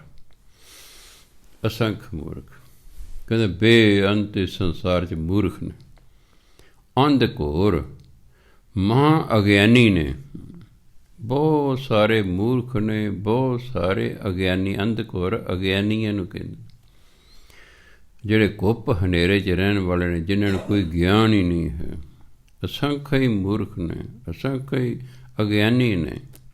ਅਸੰਖ ਚੋਰ ਅਣਗਿਣਤ ਚੋਰ ਨੇ, ਹਰਾਮ ਖੋਰ ਅਣਗਿਣਤ ਨੇ, ਹਰਾਮ ਦੀ ਕਮਾਈ ਖਾਣ ਵਾਲੇ ਨੇ। ਖੋਰ ਮੈਨੇ ਖਾਣ ਵਾਲੇ, ਹਰਾਮ ਖੋਰ ਹਰਾਮ ਦੀ ਕਮਾਈ ਖਾਣ ਵਾਲੇ। ਦਸਾਂ ਨੂੰ ਦੀ ਕਿਰਤ ਨਹੀਂ ਕਰਦੇ, ਹਰਾਮ ਦੀ ਕਮਾਈ ਖਾਂਦੇ। ਥੋੜ੍ਹੇ ਨਹੀਂ ਕਹਿੰਦੇ, ਅਸੰਖ ਬੇਅੰਤ ਨੇ, ਗਿਣਤੀ ਹੀ ਨਹੀਂ ਕੀਤੀ ਜਾ ਸਕਦੀ। ਇੰਨੇ ਚੋਰ ਨੇ, ਇੰਨੇ ਹਰਾਮ ਦੀ ਕਮਾਈ ਖਾਣ ਵਾਲੇ ਹਨ। ਅਸੰਖ ਅਮਰ, ਅਮਰ ਰਾਜਿਆਂ ਨੂੰ ਕਹਿੰਦੇ ਨੇ। ਅਣਗਿਣਤ ਰਾਜੇ ਹੋਏ ਨੇ, ਕਰ ਜਾਹੇ ਜ਼ੋਰ, ਜਿਹੜੇ ਦੂਜਿਆਂ 'ਤੇ ਜ਼ੁਲਮ ਕਰ ਕਰਕੇ ਸੰਸਾਰ 'ਤੇ ਚਲੇ ਜਾਂਦੇ ਨੇ। ਬਹੁਤ ਘੱਟ ਰਾਜੇ ਹੁੰਦੇ ਨੇ ਜਿਹੜੇ ਪ੍ਰਜਾ ਦਾ ਭਲਾ ਸੋਚਣ, ਨਹੀਂ ਤਾਂ ਹੰਕਾਰ 'ਚ ਆ ਕੇ ਇਹ ਨੁਕਸਾਨ ਹੀ ਕਰਦੇ ਨੇ। ਉਂਝ ਲੋਕਾਂ ਨੂੰ ਐਂ ਕਹਿੰਦੇ ਵਾਰੀ ਵਾਰੀ ਇਹ ਤੁਹਾਡੇ ਭਲੇ ਲਈ ਅਸੀਂ ਕਰ ਰਹੇ। ਮੰਨ ਲਓ ਮੇਰੇ ਭਲੇ ਲਈ ਕੋਈ ਕਰ ਰਿਹਾ ਅਤੇ ਮੈਂ ਮੂਰਖ ਹਾਂ ਵੀ ਉਹਦਾ ਵਿਰੋਧ ਕਰਾਂਗਾ, ਮੈਂ ਤਾਂ ਉਹਦਾ ਧੰਨਵਾਦ ਕਰਾਂਗਾ। ਕਹੀ ਜਾ ਰਹੇ ਇਹ ਜੀ ਤੁਹਾਡੇ ਭਲੇ ਲਈ ਨੇ ਜੀ, ਇਹ ਜਿਹੜੇ ਕਾਨੂੰਨ ਨੇ ਇਹ ਕਿਸਾਨਾਂ ਦੇ ਭਲੇ ਲਈ ਨੇ। ਦੱਸ ਵੀ ਜੇ ਕਿਸਾਨਾਂ ਦੇ ਭਲੇ ਲਈ ਹੁਣ ਦੇ ਕਿਸਾਨ ਬੇਵਕੂਫ ਨੇ, ਜੇ ਲੱਖਾਂ ਦੀ ਤਾਦਾਦ 'ਚ ਉੱਥੇ ਦਿੱਲੀ ਚਲੇ ਗਏ ਨੇ, ਉਹ ਤਾਂ ਇੱਥੇ ਹੀ ਗਿੱਧਾ ਪਾਉਂਦੇ ਵੀ ਹਾਂ ਸਾਡੇ ਭਲੇ ਲਈ ਹੋ ਗਿਆ ਹੈ। ਦੇਖੋ ਕਿਆ ਇਹੀ ਕਹੀ ਜਾ ਰਹੇ ਇਹ ਤੁਹਾਡੇ ਭਲੇ ਲਈ ਹੈ। ਇਹਨੂੰ ਕਹਿੰਦੇ ਮਹਾਮੂਰਖ। ਇਹ ਮੂਰਖ ਨਹੀਂ, ਇਹ ਜਿਹੜਾ ਮਹਾਮੂਰਖ ਨੇ, ਇਹ ਕਹਿਣਗੇ ਤੁਹਾਡੇ ਭਲੇ ਲਈ ਹੈ। ਇਸ ਲਈ ਕਹਿੰਦੇ ਕਿ ਨਹੀਂ, ਅੱਧੇ ਨਹੀਂ, ਅਸੰਖ ਅਮਰ ਕਰ ਜਾਹੇ ਜ਼ੋਰ। ਅਣਗਿਣਤ ਰਾਜੇ ਨੇ ਜਿਹੜੇ ਦੂਜਿਆਂ 'ਤੇ ਜ਼ੁਲਮ ਕਰ ਕਰਕੇ ਸੰਸਾਰ ਤੋਂ ਚਲੇ ਜਾਂਦੇ ਹਨ। ਅਸੰਖ ਗਲ ਵੱਢ, ਗਲ ਵੱਢ ਦਾ ਹਥਿਆਰੇ, ਹੱਤਿਆ ਕਰਨ ਵਾਲੇ, ਲੋਕਾਂ ਦੇ ਗਲ ਵੱਢਣ ਵਾਲੇ। ਬੇਅੰਤ ਹਥਿਆਰੇ ਨੇ, ਹੱਤਿਆ ਕਮਾਏ, ਜਿਹੜੇ ਲੋਕਾਂ ਦੀ ਹੱਤਿਆ ਕਰਦੇ ਰਹਿੰਦੇ ਨੇ, ਲੋਕਾਂ ਨੂੰ ਮਾਰਦੇ ਰਹਿੰਦੇ ਨੇ। ਕਿਸੇ ਨੂੰ ਮਾਰਨ ਨੂੰ ਕਹਿੰਦੇ ਫਲਾਣੇ ਦੀ ਹੱਤਿਆ ਕਰਤੀ ਇਸਨੇ ਜੀ। ਬੇਅੰਤ ਗਲ ਵੱਢ ਨੇ, ਜਿਹੜੇ ਦੂਜਿਆਂ ਦੀ ਹੱਤਿਆ ਕਰਦੇ ਰਹਿੰਦੇ ਹਨ। ਅਸੰਖ ਪਾਪੀ ਪਾਪ ਕਰ ਜਾਹੇ, ਅਣਗਿਣਤ ਪਾਪੀ ਨੇ ਜਿਹੜੇ ਪਾਪ ਕਰ ਕਰਕੇ ਸੰਸਾਰ ਤੋਂ ਚਲੇ ਜਾਂਦੇ, ਪਾਪ ਹੀ ਪਾਪ ਕਰਦੇ ਰਹਿੰਦੇ। ਅਸੰਖ ਕੂੜਿਆਰ ਕੂੜੇ ਫਿਰਾਹੇ, ਬੇਅੰਤ ਕੂੜਿਆਰ ਨੇ, ਝੂਠੇ ਨੇ, ਜਿਹੜੇ ਝੂਠ ਦੇ ਵਿੱਚ ਹੀ ਫਿਰਦੇ ਰਹਿੰਦੇ ਨੇ। ਸਾਰੀ ਉਮਰ ਸੱਚਾ ਕੰਮ ਹੀ ਕੋਈ ਨਹੀਂ ਕਰਨਾ, ਕੂੜੇ ਕੰਮ ਕਰਦੇ ਰਹਿਣਾ ਹੈ, ਮਾੜੇ ਕੰਮ ਕਰਦੇ ਰਹਿਣਾ ਹੈ। ਅਣਗਿਣਤ ਕੂੜਿਆਰ ਨੇ, ਉਹਦੇ ਹਮੇਸ਼ਾ ਕੂੜ ਦੇ ਵਿੱਚ ਹੀ ਵਿਚਰਦੇ ਰਹਿੰਦੇ ਹਨ। ਅਸੰਖ ਮਲੇਸ਼, ਮਲੇਸ਼ ਗੰਦੇ ਨੂੰ ਕਹਿੰਦੇ ਨੇ। ਅਸੰਖ ਮਲੇਸ਼ ਮਲ ਭਖ ਖਾਏ। ਮਲ ਹੁੰਦਾ ਗੰਧ, ਭਖ ਹੁੰਦਾ ਫੱਕਾ ਮਾਰ ਕੇ ਕਿਸੇ ਚੀਜ਼ ਨੂੰ ਖਾਣਾ। ਆਪਾਂ ਆਮ ਤੌਰ ਜੋ ਦਾਣੇ ਚੱਬਦੇ ਹਾਂ ਫੱਕਾ ਮਾਰਦੇ ਹਾਂ, ਫੱਕਾ ਮਾਰਦੇ ਉਹਦਾ। ਕਹਿੰਦੇ ਅਣਗਿਣਤ ਗੰਦੇ ਲੋਕ ਨੇ ਜਿਹੜੇ ਗੰਦ ਮੰਦ ਹੀ ਖਾਂਦੇ ਰਹਿੰਦੇ ਹਨ। ਬਹੁਤ ਸਾਰੀਆਂ ਚੀਜ਼ਾਂ ਨੇ ਜਿਹੜੀ ਸਿਆਣੇ ਦੀ ਨਜ਼ਰਾਂ 'ਚ ਗੰਦ ਮੰਦ ਨੇ, ਪਰ ਉਹ ਖਾਣ ਵਾਲਿਆਂ ਨੂੰ ਉਹ ਬੜੀ ਚੰਗੀਆਂ ਲੱਗਦੀਆਂ, ਬੜੀ ਚੰਗੀਆਂ ਲੱਗਦੀਆਂ।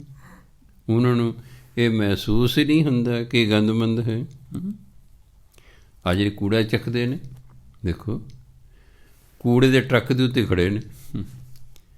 ਆਪਾਂ ਤਾਂ ਕੂੜੇ ਵੱਲ ਨਾ ਕੋਲੋਂ ਦੀ ਲੰਘਦੇ ਨੇ ਵੀ ਛੇਤੀ ਚਲਿਆ ਜਾਏ, ਬੂਹੇ ਅੱਗੇ ਖਲੋ ਗਿਆ, ਬਦਬੂ ਆਉਂਦੀ ਹੈ, ਉਹਦੇ ਵਿੱਚ ਹੀ ਨਹੀਂ ਉਹ। ਉਹਨਾਂ ਨੂੰ ਨਹੀਂ ਉਹ ਗੰਦਾ ਲੱਗਦਾ, ਜੋ ਲੱਗੇ ਤਾਂ ਫਿਰ ਕਿਉਂ ਕਰਨ, ਉਹਨਾਂ ਨੂੰ ਗੰਦ ਹੀ ਨਹੀਂ ਲੱਗਦਾ। ਇਸ ਤਰ੍ਹਾਂ ਬਹੁਤ ਸਾਰੇ ਐਸੇ ਲੋਕ ਨੇ ਜਿਹੜੇ ਗੰਦ ਮੰਦ ਖਾਂਦੇ ਨੇ, ਗੰਦੇ ਨੇ, ਗੰਦ ਮੰਦ ਖਾਂਦੇ ਨੇ।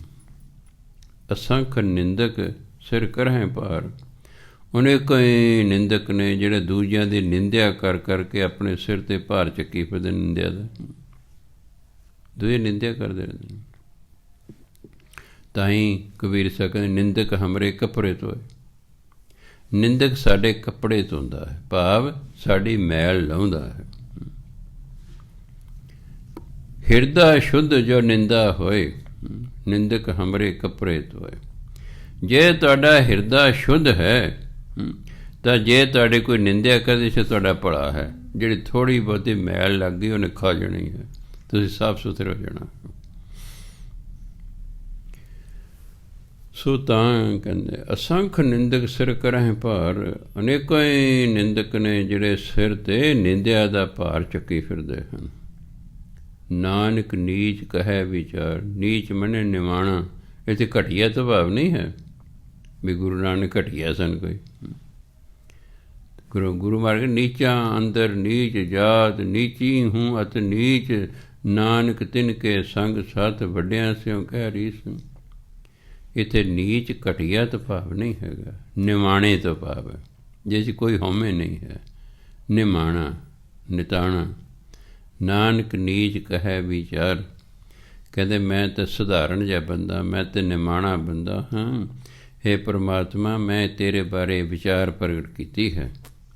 ਵਾਰਿਆ ਨਾ ਜਾਵਾਂ ਇੱਕ ਵਾਰ। ਮੈਂ ਤਾਂ ਤੇਰੇ ਤੋਂ ਇੱਕ ਵਾਰ ਵੀ ਕੁਰਬਾਨ ਹੋਣ ਜੋਗਾ ਨਹੀਂ। ਜੋ ਤੁਧ ਪਾਵੈ ਸਾਈ ਭਲੇ ਕਰ। ਜੋ ਤੈਨੂੰ ਪਾਉਂਦਾ ਬਸ ਸਾਡੇ ਲਈ ਤਾਂ ਉਹੀ ਭਲਾ ਕੰਮ ਹੈ। ਤੂੰ ਸਦਾ ਸਲਾਮਤ ਨਿਰੰਕਾਰ। ਹੇ ਪਰਮਾਤਮਾ, ਤੂੰ ਸਦਾ ਰਹਿਣ ਵਾਲਾ ਹੈ। ਅਸੀਂ ਤਾਂ ਆਏ ਅਤੇ ਗਏ। ਪਰਮਾਤਮਾ ਤੋਂ ਬਿਨਾਂ ਹੋਰ ਕੋਈ ਚੀਜ਼ ਸਲਾਮਤ ਨਹੀਂ ਹੈ। ਹਰ ਇੱਕ ਚੀਜ਼ ਦੀ ਉਮਰ ਹੈ। ਆ ਪਹਾੜ ਨੇ, ਦੇਖਣ ਵਾਲੇ ਤਾਂ ਪਤਾ ਨਹੀਂ ਕਿੰਨੇ। ਅੱਜ ਜਿੱਥੇ ਹਿਮਾਲਿਆ ਪਰਬਤ ਹੈ, ਇੱਥੇ ਪਹਿਲਾਂ ਪਰਬਤ ਨਹੀਂ ਸੀ, ਇੱਥੇ ਸਮੁੰਦਰ ਹੁੰਦਾ ਸੀ। ਇੱਥੇ ਪਹਿਲਾਂ ਸਮੁੰਦਰ ਹੁੰਦਾ ਸੀ। ਧਰਤੀ ਦੇ ਵਿੱਚ ਹਮੇਸ਼ਾ ਉਥਲ ਪੁਥਲ ਹੁੰਦੀ ਰਹਿੰਦੀ ਹੈ। ਧਰਤੀ ਹੇਠਾਂ ਲਾਵਾ ਹੈ, ਪਿਘਲੀ ਹੋਈ ਅੱਗ, ਪਿਘਲੀ ਹੋਈ ਅੱਗ ਹੈ।